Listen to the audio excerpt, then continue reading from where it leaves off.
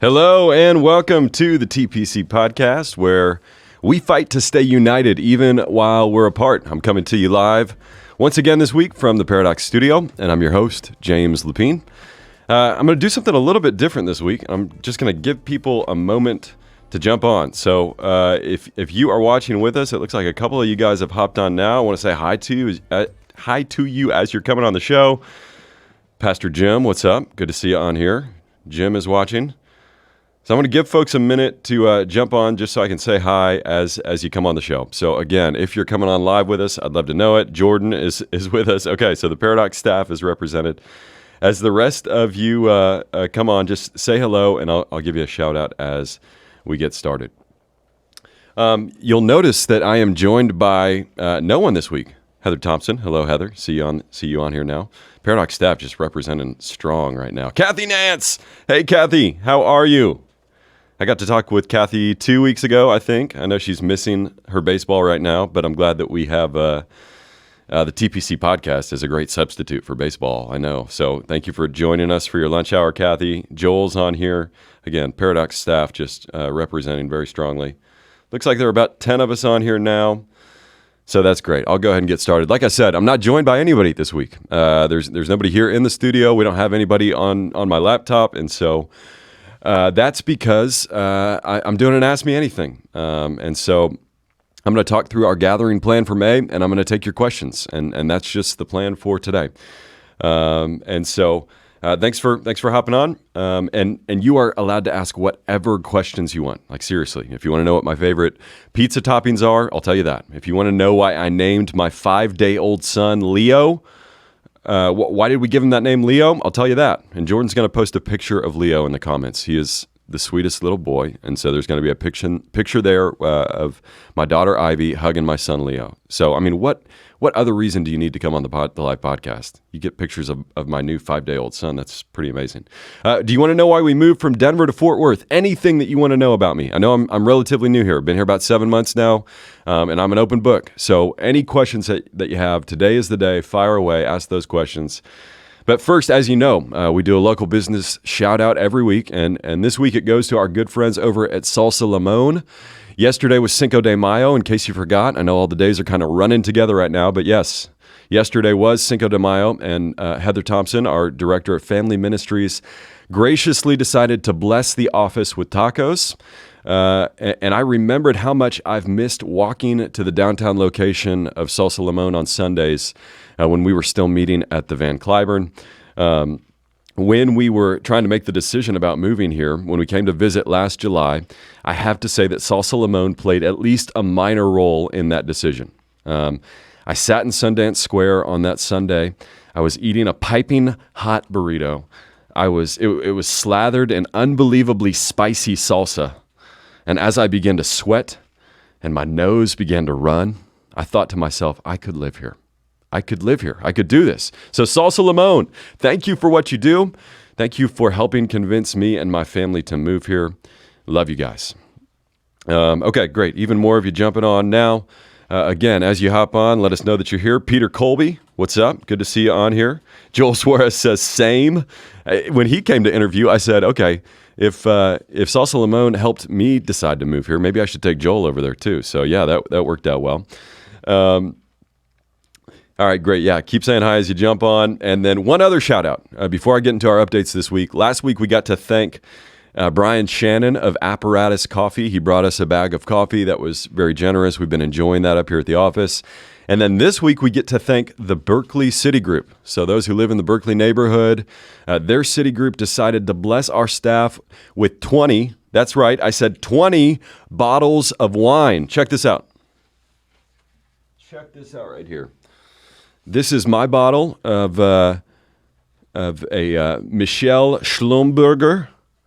I know I said that right. Michelle Schlumberger, a 2017 Pinot Noir from the Sonoma Coast. So thank you so much, Berkeley City Group, for bringing these bottles up. This is a true blessing to our staff. And we are accepting gifts at this time. So really anybody is welcome to come up and give us any sort of gifts that you feel like the Spirit is just leading you to bless us with. Please feel free to bring those up. We are accepting your gifts at this time. Jeremiah Smith and Sarah Nauman are watching with us. Caleb Hickson is here. And yes, Jordan has linked up Salsa Limon in our comments. So if you haven't tried their tacos yet, they are doing takeout and delivery options. You should definitely, if you forgot yesterday was Cinco de Mayo and you're thinking, man, I could eat some tacos today, Salsa Limon is your guy. They're your restaurant. Salsa Limon is your restaurant. Okay. Let me do one update before I talk about our Sunday gathering plan for May. I want to remind you about our prayer gatherings that are coming up this Tuesday, May 12th at 7 a.m. and 7 p.m. Maybe you found it hard to pray recently. Maybe you get stuck and you're not sure what to pray for. Prayer is simply bringing everything we have and everything we're feeling before God. And God is our Father who cares and listens to us when we pray. And so we're still going to gather every month to pray. And we hope that this time is a gift to you, a time when you get to open up honestly to God and maybe hear Him respond, maybe be encouraged by others who are in a similar situation. Here are some things that were prayed for last month. From Psalm 23, it was prayed that the Holy Spirit would work in our hearts to make us want more of God in this season, that we would run to Him for our satisfaction and joy. And then we also prayed from Romans 13 and Jeremiah 29. We prayed for our government. Even though it feels conflicting for us to pray for those that we may disagree with, we prayed for God to give us hearts to pray for them. We prayed that we would that He would give them wisdom to govern and that He would save them. And so join us this Tuesday as we pray and cry out to God. It's, again, May 12th at 7 a.m. and 7 p.m. on Zoom. So if you go to theparadoxchurch.com and click on our events page, you'll see the link to sign up there. Let's see. Caleb Hickson says, James, did you know that Olivia and I started the Berkeley City Group approximately 5 to 6 years ago? I did not know that, Caleb. But I think that you now get some of the credit for the 20 bottles of wine that are up in our office. So thank you for starting that city group. You planted the seed. God watered, the current city group leaders made it, watered it, and God made it grow. And now we have bottles of wine up at our office. So there's a little Christian joke for you guys. Heather Thompson says the El Capitan with chicken. I can confirm that I ate 2 of those yesterday, and they were amazing. Other people are adding their orders for Salsa Limon. So if you need some ideas for what to order at Salsa Limon, those are in the comments now.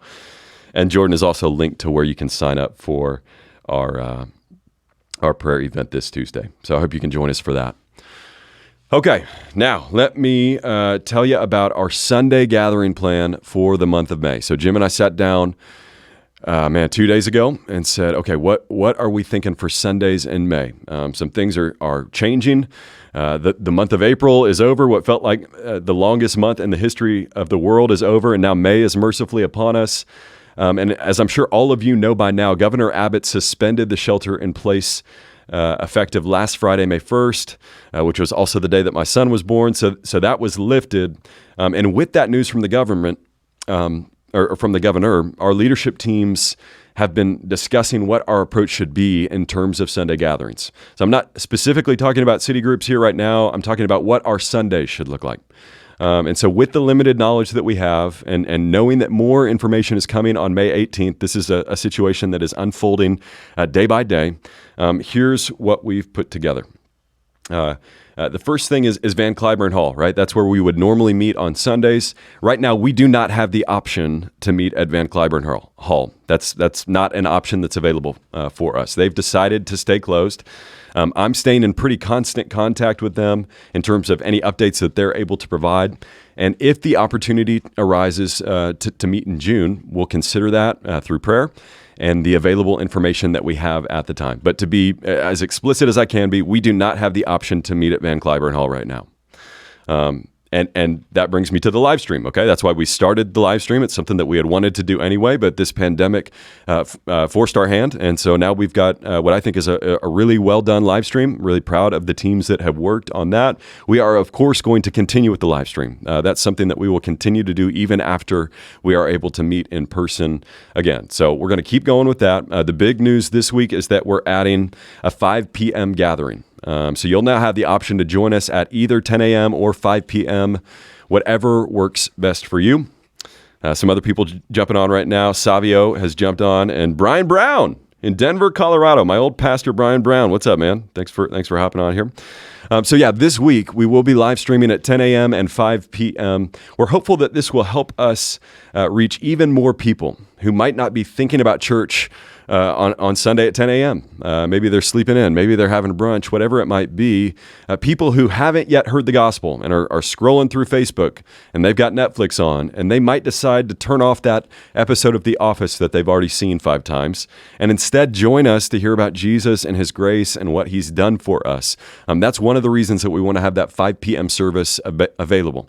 Some people are working in the morning. Maybe you're driving a route for Amazon and you've got the morning shift and you can't join us for that 10 a.m. service. We want to be live at 5 to talk with you and you be able to join us for a gathering that is live. So that's one of the reasons. The other reason that we're adding that 5 p.m. service is just because we know some of you are gathering in smaller groups with shelter in place being lifted. Some of you are gathering in smaller groups on Sunday to watch the live stream together, and we just wanted to give you another option for when you do that. So if an evening option works better for you, then great, that's available for you now. So if you are deciding to meet in smaller groups to watch the Sunday live stream, please do be mindful of the current CDC guidelines and any current recommendations from Governor Abbott's office. We want to love our neighbors. We want to be careful. We want to be safe. We want to be wise. And so please do consider those guidelines as you meet. And if you're not yet comfortable to meet in smaller groups, there is no pressure at all to do that. I want to be really explicit about this. There is no pressure for you to feel ready to gather in smaller groups right now. But if you are in that place, be wise, use appropriate caution, and follow the guidelines of the CDC. Sara Burgess says, thanks for doing an excellent job in keeping us updated, Paradox. Thank you, Sara. Really appreciate that. And thanks for being with us here on the live stream. One more thing before I finish up here on the plan for gathering on Sundays in May, and I just want to level with you a little bit. For some of y'all, the idea of gathering in person right now, it feels unwise. You might even think that it's reckless. For others of you, gathering in person and taking appropriate cautions doesn't feel unwise at all. You don't see the issue. You know that shelter in place has been lifted. You feel like it's totally appropriate and fine. And if we're not careful, our responses to this situation could cause unnecessary division in our church. Do y'all know that what Satan wants for our church is for us to be divided? That's what Satan wants. And so as we prayed for you all yesterday, our staff gathers every Tuesday at 8:45 to pray for you guys. And we read this passage from Romans 12 that I want to read for you guys now. Brad Holcomb, one of our church planning residents, preached on it back in October. So Jordan will link up his sermon. She'll also link up the passage if you want to read it with me. But let's read this passage now, and then you can listen to his sermon later again if you want to. But let's read this together. This is Romans chapter 12, starting in verse 9. Hey, Sarah Sorensen, thanks for coming on with us. No, not Siri. Sarah Sorensen. There we go. Sorry, my iPad thought I was talking to it. Okay, Romans 12, verse 9 says this. Let love be genuine. Abhor what is evil. Hold fast to what is good. Love one another with brotherly affection. Outdo one another in showing honor. Do not be slothful in zeal, but be fervent in spirit. Serve the Lord. Rejoice in hope. Be patient in tribulation. Be constant in prayer. Contribute to the needs of the saints and seek to show hospitality. This be constant in prayer. I'm just thinking about what Pastor Jim said on Sunday in his pastoral greeting. If we're doing more time arguing or disagreeing with people than we are praying for them, we're doing it wrong. Elisha Beckman, thanks for hopping on and watching with us right now. Listen to me for a minute. In a polarized world that is constantly screaming at each other from extreme and differing opinions, this is an opportunity for us to not be wise in our own opinion, as Romans 12 will go on to say. So not to be wise in our own eyes or in our own opinion, but instead to model what it looks like to honor each other even when, and maybe especially when, we disagree. That type of engagement, the type that doesn't demonize the person with whom you disagree, and when that disagreement is over a non-gospel issue, I'll say that. So this is a non-gospel issue where there are disagreements. To be able to engage with them in a way that honors them, even in the midst of the disagreement, that's something that was purchased for us on the cross of Christ. We are able to do that because of what Jesus has done for us, to honor each other even while we disagree. I want us to be the kind of people in Fort Worth who, when people see us disagree, they don't see people on opposite sides of a spectrum screaming at each other, but they think, man, I'm not sure that I want to be a Christian. I don't know if I want to be a Christian yet. I don't know if I want to go to church, but I have a lot to learn from these people and how they disagree with each other. They do it with a lot of grace. They do it with a lot of patience. That they honor each other and how they disagree. So as this situation unfolds, as we are making decisions and doing our best to lead with humility and with wisdom, let's do our best to honor each other, to let our conversations be full of grace, and to hold to our convictions and engage one another in those, but to do it the way that Jesus would. And so Jordan's going to link up what I mentioned earlier, Jim's pastoral greeting, where he gave us an exhortation on how to do that. She'll link that up in the comments for us. So you can, that's about 1.5 minutes. If you miss that, you can watch that now. Okay, cool. Well, I think that'll do it. That's our plan for gathering on Sundays. I want to say that explicitly, gathering on Sundays in May. And we'll have more information to come as the situation unfolds, as we get more news from the governor. The next expected date for that is May 18th. So we will stay in contact with y'all. Okay, here comes the fun part and maybe the scary part, but let's see what questions have come through on the show. Oh, Jordan says there are a lot of questions. All right, let's get in here. I'm going to have to rapid fire through these things. Rapid fire is best. All right. Hey, Ty McAllister. Thanks for jumping on the podcast. Good to see you on here, dude. Okay, first question. Why do you wear black shirts? That was a question that I posed as an example question. My friend Brian Sullivan took it seriously. So I wear the same. I have 5 or 6 of these black shirts that I wear every single day.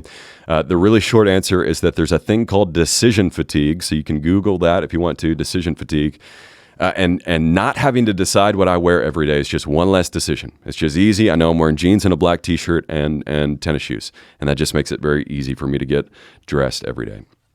My old office manager, Margie Keith, my last hire at Park Church before we moved here, she asked me, what's your favorite Enneagram number and why?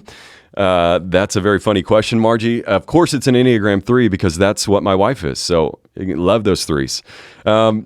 But I have a soft place in my heart for 7s and 8s. So I'm an Enneagram 1 and I go to an Enneagram 7 in growth, which means that I'm able to lighten up and have some more fun and not take everything so seriously. And so I do well around 7s. I also do well around 8s, and this is a lot all at once. But I have a 9 wing, which means that I can see every side of every issue sometimes, and I can get stuck in the grayness. And so I like having Enneagram 8s around me because they're very passionate. They have strong opinions, and they kind of push me out of the malaise sometimes. And so 8s and 7s are helpful to have around. And of course, I love my Enneagram 3 wife. Hey, Lane Kipp, thanks for jumping on the podcast. Good to see you here, brother. Got to do a Zoom call with him a couple weeks ago. And okay, beer or wine? Joel Suarez. The next two are from Joel Suarez. Beer or wine? Oh, man. If I had to choose one to drink for the rest of my life, it would be beer. I love IPAs. I love double IPAs. I love a nice cold lager in the summertime. It's just more drinkable for me. I don't know. I like them both, but I'm gonna choose beer long term. Best burger joint. I'm assuming this would be in Fort Worth. So best burger joint in Fort Worth. Matt's in the studio with us here. We went out to eat back when you could go out to eat and not be 6 feet apart from each other. We went to the food hall over at Crockett Row. And what was that? Oh, it's called Hooker's Grill. Hooker's Grill. We had some onion burgers over there that were amazing. And so that is the best burger that I've had since moving to Fort Worth is Hooker's Grill over in Crockett Row Food Hall. What's your favorite story so far from your time on the Paradox staff? And Dustin Aguilar asked that. Favorite story so far? Man, I don't know. One that comes to mind just recently is when was this? Saturday night. Faith Brown and Haley Bowden came over with some balloons and with a basket of things that the staff had gathered for us before our son Leo came. And this is just one example of many of y'all welcoming us in so well to this community. I mean, it was filled with, clothes and toys and food and wine and beer and we just at every turn, I talk about how moving is always difficult. So after the fall, one of the first things that happens is Adam and Eve are required to move out of the Garden of Eden. And so moving is cursed, just like everything else in this world. So moving's always hard. But in terms of this move, this was the best move I could have possibly dreamed up. And so I'm really grateful for the Paradox staff and how they've cared for us. What's your most memorable experience from youth group? Man, I was a worship leader in youth group, so started playing bass when I was 14 and then moved to playing guitar and singing when I was 15. And so my buddy Micah Sims and I, we were fans of Shane and Shane, and I still like Shane and Shane, but we both had long hair and we called ourselves Shag and Shag, which is kind of unfortunate, but kind of a homeschool Christian name for a band, maybe. And so Micah and I would lead worship at youth group every Wednesday night, and that was a lot of fun. What is the title of the last song you wrote? Will you sing it for us on a podcast sometime? Man, that's a good question. Last song I wrote, I don't know that I have a name for it. And no, I probably won't sing it on a podcast. I don't write as much as I used to, but maybe, that's okay. Maybe Matt and I will start writing together or something. Favorite part of Ratatouille? Haley Bowden asked me that. We watched Ratatouille last night. She was going to come over for it, and then she totally bailed on us, but that's okay. Man, Ratatouille is a great movie. Been watching a lot of Disney Plus stuff with my daughter right now. My favorite part is when the short chef comes on for the first time, the angry little chef, and Ivy goes, "There's that angry chef," and she just loves him. And so whenever she gets excited about the angry chef coming on, that's my favorite part. Hey, Nina Munoz, thanks for jumping on with us. Good to see you on here. And Matt Shelton's on here too. Hey, Matt, you're right there. Okay, favorite Paradox ministry. Paradox College asked that. I'm not doing that. We're not. Caleb, I just got done talking about how we're not trying to cause division in the church, and now you're asking me to name my favorite ministry. I'm not doing that. I'm not taking the bait on that. What was your childhood nickname? So I was called Jimmy from ages 0 to 18. And so on my birth certificate, it says James, but my parents had decided to call me Jimmy. And so that was my nickname. But another nickname was Turbo. So in fourth grade, I was playing basketball and I was speedy. And so they called me Turbo. So those are the two that come to mind, Jimmy and Turbo.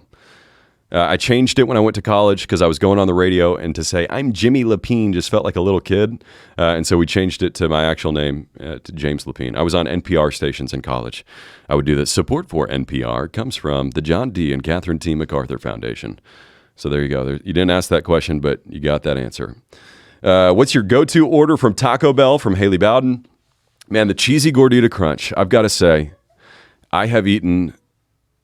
I would guess that I've eaten thousands of cheesy gordita crunches in my life. That was kind of our go-to spot in high school. There was a night when I ate 6 cheesy gordita crunches, which is insane. And then one of my other friends showed up and ate 8 cheesy gordita crunches. And so he went ahead and showed me up there. But yeah, the cheesy gordita crunch is definitely the go-to order from Taco Bell. It's amazing. What actor would you choose to play in a movie? What actor would I choose to play, or what character? Paradox College. Play you. Oh, who would I choose to play me?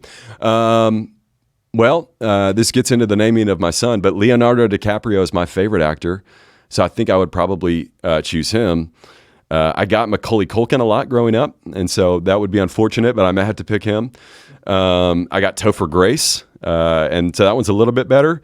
And then probably the worst one that I've gotten is Steve Buscemi, and so I'm no longer friends with that guy. That was kind of the end of our friendship there. And so yeah, not Steve Buscemi. I see a question from Ty on Facebook. And so I'm gonna divert from the questions in this doc here. How much money do you spend on Taco Bell per trip? Do you ever think about what better food you could have bought with that money? It's a fair question, Ty. I'd say my average order is about $5. And to be honest with you, I got 3 $25 gift cards at Christmas to Taco Bell. And so my in-laws are negatively impacting my food choices, and I'm just trying to get through the gift cards. I'm really close. I think I have about $12 left of that 75. So I will make better food decisions once I run out of gift cards. I promise. What are your pet peeves? Caleb Hickson asks, or college asks. I'm assuming maybe that's not Caleb. Maybe that's whoever runs the college Instagram. Man, pet peeves. So again, Enneagram 1. So I kind of have a lot of them. But let's see, which one should I pick? Man, in general, clutter is a pet peeve. Whenever there's clutter, that's tough for me. And so every night, after I get Ivy to bed and EA's relaxing on the couch, I clean the kitchen. I get the house into, kind of my shalom state where things are put where they're supposed to go and where things just feel nice and peaceful. So I'd say that's a top pet peeve, is just clutter. Favorite Paradox music song. I love this because I listened to the album before we got here, and the one that really stuck out to me is There's Power, right? That's the name of it. There is power in the name. There's a little singing for you. Of the Lord. I love that song, man. I love the feel of that song. I love the lyrics. So I would probably pick that one. Although right before we went live, I was singing We Will Wait. And so that's another great one. I mean, I am so grateful for the music team here. I love all the songs that we've written and sing, and I think it's amazing that we love our artists enough to support them in their work, and then that we make that a focal point of what we do. Okay, favorite holiday. Not a big holiday guy, to be honest with you. So what's my favorite one? Man, I don't know. St. Patrick's Day, because my daughter was born on it. So it's fun to drink a Guinness and celebrate my daughter's birth. Cinco de Mayo is fun because you get to drink margaritas and eat tacos. Yeah, let's just go with those two. Cinco de Mayo and St. Patrick's Day. Are hot dogs sandwiches? Oh gosh, do I have to take the bait here? Look, it's meat and it's bread and it's condiments. So I don't know. Do you consider that a sandwich? It feels like kind of a silly debate to me. It's just, I don't know. It's something that you eat with your hands. If you want to call it a sandwich, here's a great example. Look at this. This is what I was talking about earlier. I don't have to be divisive in this moment. I can just say some people view it as a sandwich, other people don't. Non-gospel issue. And so I'm going to let it go. I don't need an answer on that one. Pastor Jim says, Easter maybe? Okay, good call. If you consider, Easter is considered a holiday. That would definitely be my favorite holiday, the day that death was defeated and that sin was conquered and that, we have a living hope. I'm going to go with Easter. Good call, Jim. Good call, Jim. Yes, I am a Christian. Okay, I was thinking more of like, pagan holidays. So I don't know why my mind went there, but yes, Easter, Christmas and Easter, both pretty good ones. Jesus coming, Jesus rising again. Yeah, I'm going to put those above Cinco de Mayo and St. Patrick's Day upon further consideration. Josh Kircho, I'm not taking the bait. Oh, maybe it's not a Paradox pastor. Who's my favorite celebrity pastor? Maybe that's what you're asking. If that's your question, I'll give a shout out to our guy over in Flower Mount. Matt Chandler was a guy who, listening to his sermons when I was in college, was really instructive for me. Tim Keller's a guy who I've read probably more than anybody else, and so Tim Keller is one of my favorites. I like the guy in Portland. What's his name? John Mark Comer. I like him, although I do like to make fun of him a little bit because he talks about the Holy Spirit. He always says Spirit, Holy Spirit. But I do like John Mark a lot. Okay, Heather. Yeah, I know that Easter's a holiday. I'm sorry, guys. I'm doing these live, okay? We'll do it live. So sometimes I'm just going to make mistakes, and that's okay. There's grace and forgiveness in Jesus. All right, we have more questions that we need to get through here. Favorite Fort Worth musician? What are you laughing about, Jordan? Who's your favorite Fairmount pastor? Oh, my favorite Fairmount pastor? No, I'm not taking the bait on that, Kircho. Favorite Fort Worth musician is a guy that I got introduced to a couple months ago. His name is Jake Palachik. Did I say that right? Palachek. Okay, great. And so Matt introduced me to him a couple months ago, and I love his songwriting. So Jake Palachek, favorite Fort Worth musician. Top 3 rappers of all time. Kanye, 1, and then the rest does not matter. LeBron or MJ? I mean, I love them both. If you're asking me who's better, Jordan is better. He's got 6 rings. LeBron has 3. I mean, different era of basketball, but Jordan's the ultimate competitor. He's the GOAT. I mean, there's just not a big debate there for me on that. Way too early Super Bowl prediction, Chiefs and Cowboys. Lock it in. Chiefs and Cowboys. The Chiefs are definitely the best team in the AFC. The Cowboys added CeeDee Lamb in the draft a couple weeks ago and are going to have a potent offense. And so Chiefs and Cowboys, can't wait to watch that Super Bowl. Freestyle on camera? Absolutely not. Nope, that's not happening. I heard you're a gamer. Tell us about it. What platforms do you play on? Best games from Kristen Williams. What's up, Kristen? So I don't know if I'm going to go as far as saying I'm a gamer. Okay, I don't have a headset, and I don't play any shooting games. I always think of gamers as playing shooting games. I play on an Xbox, and I play NBA 2K, and that's it.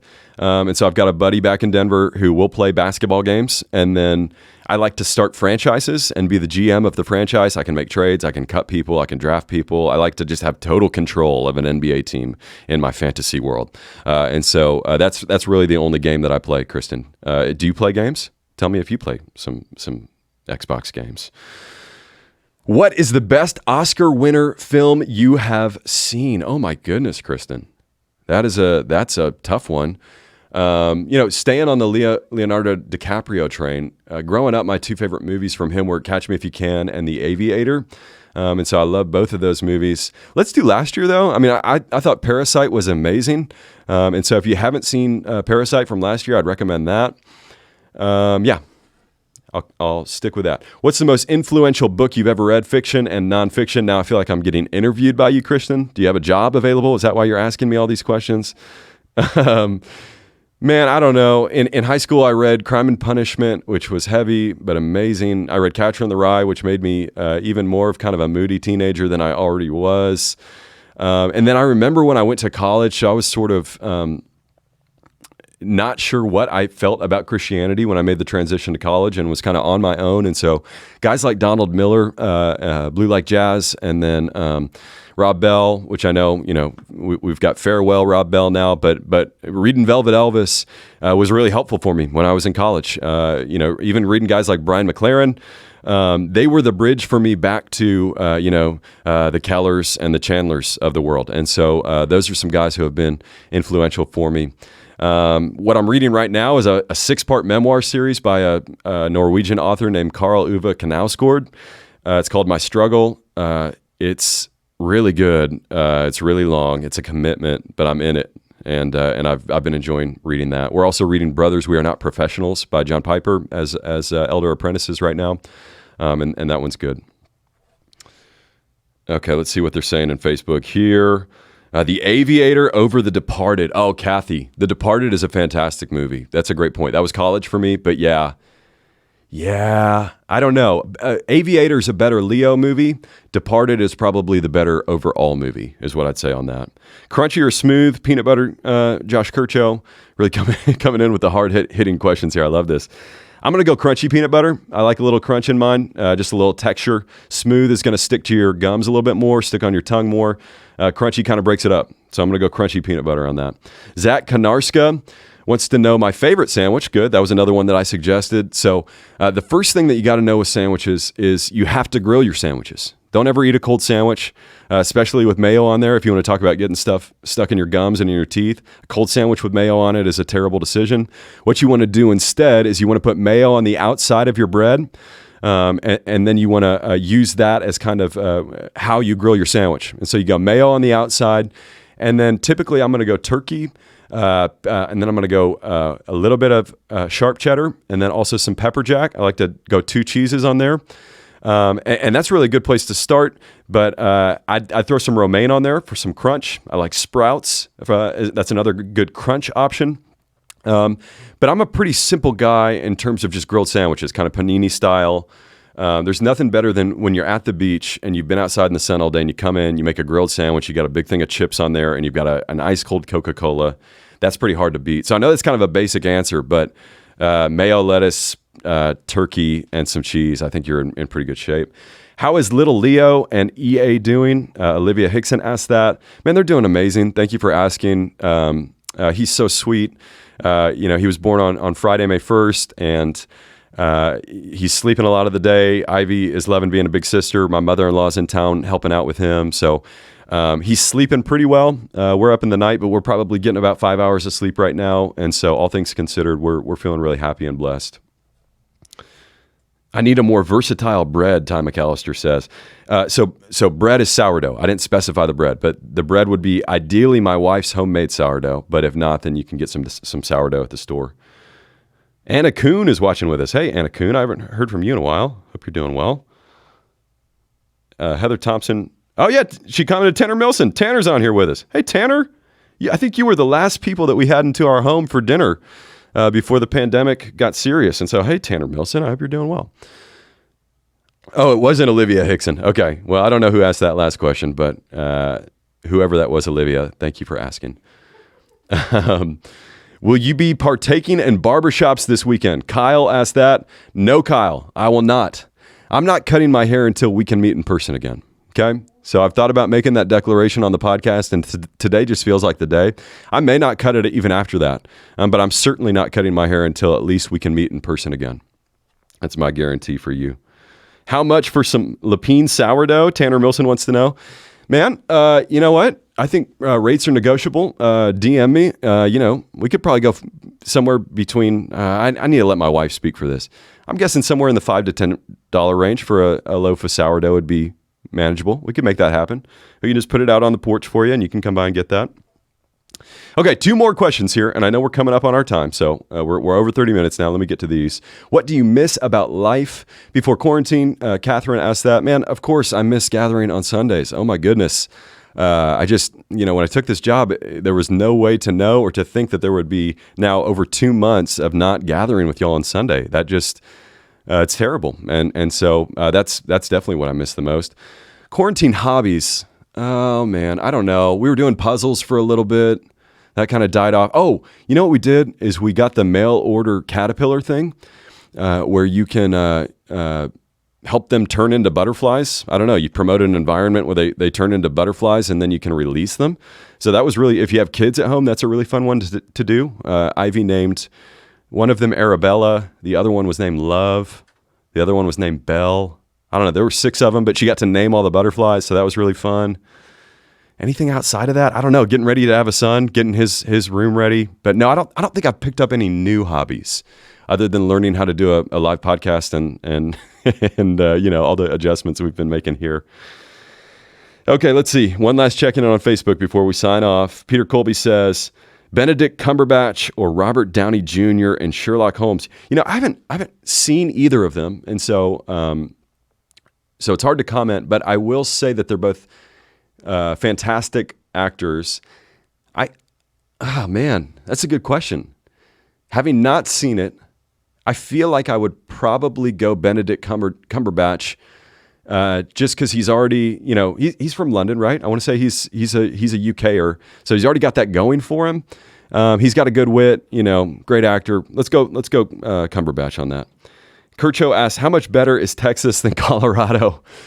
This is another example to not cause division and just say, man, they both got pros and cons. As I sit here sweating in our studio, they've both got pros and cons. But I am enjoying Texas. For those who don't know, I was born in San Antonio, so I'm a Texan from birth. I do miss skiing. I do love skiing, but we are very happy to be in Texas. And the barbecue, I mean, come on. The barbecue is a big pro for Texas. Okay, wow, that was a lot of fun. Thank you to everybody who hopped on. I had no idea that we would have, 40 questions or whatever that was, but I hope you guys enjoyed that as well. I'm working on getting a guest for next week, and so I can't announce him yet, but I am hoping that he'll join us next week. It's a guy that y'all have probably heard of who's written a couple books that you'd be familiar with, and so I'm hoping he can join us next week. That's a little tease for that. But until then, if you have anything that you want to talk about, if you want to do this again next week, we could do that. Just email me, James at theparadoxchurch.com. I love getting on here at noon with y'all on Wednesdays and just getting to feel even a semblance of being together while we're apart. And so, yeah, thanks again for hopping on the podcast, and we'll see you next week. Same bat time, same bat channel. Take care, and God bless.